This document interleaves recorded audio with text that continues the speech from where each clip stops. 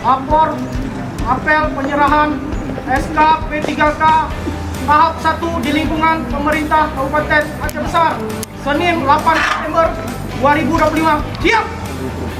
Laksanakan. Laksanakan!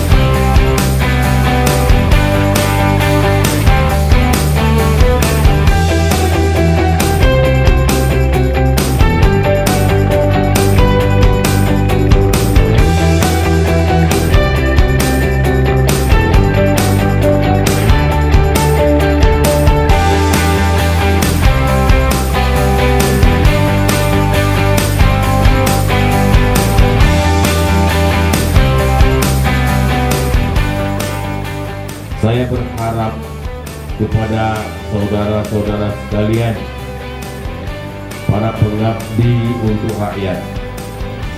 Hari ini kita akan mendapatkan gaji dari negara.